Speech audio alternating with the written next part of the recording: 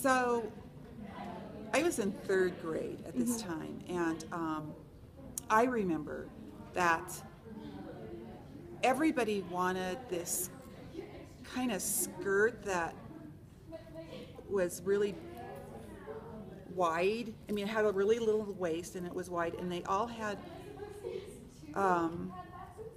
dogs on them.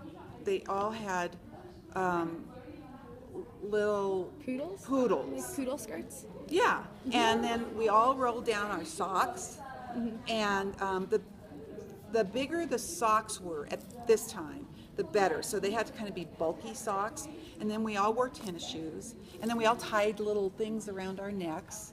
We all wanted to look like Marilyn Monroe, even though in third grade nobody's really going to look like Marilyn Monroe, because Yeah. it takes a little longer. We all wanted blonde hair. So even if we didn't have blonde hair, we told everybody we did, which was a little odd, I remember, because I didn't have blonde hair. And when somebody said, "What color is your hair?" I said, "Blonde." And it wasn't, which was odd. But I think it was a time when television just started, and so that was a huge influence. Everybody started to have TVs in their houses, so everybody could be the same. And everybody had that image that they could be the same and do the same things. I remember my mom was, one time she was vacuuming and she was wearing pearls when she was vacuuming. And I said something about her pearls, and she said, "Yes, I have pearls because on TV, Loretta," wait a minute, I'll get her name, Loretta somebody, you'll have to look that up, wears pearls when she vacuums.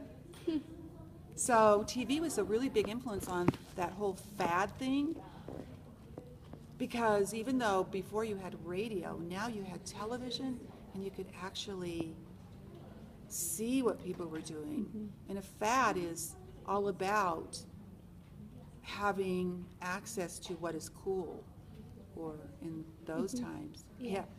That was another fad, language. You know, we use words like keen and hip Yeah. and cool, and some of those words are kind of coming back. Yeah. But everybody really talked the same too, because we could hear the same things. So I think that whole idea of fad and trends, because of TV, really took off. When TV had advertisements, we could all want what was on the advertisements. Or we all sang the same songs. We all danced the same dances because we could watch American Bandstand all together. Yeah.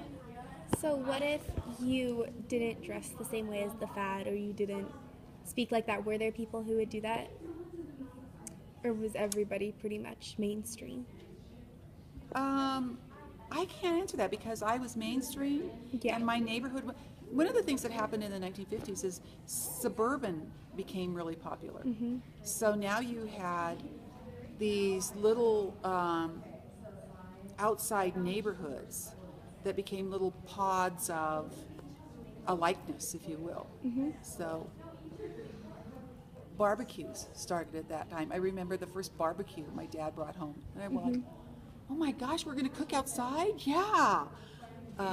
So those things kind of, when suburbia entered, you had an opportunity for people that lived outside of the city now to be closer together, and so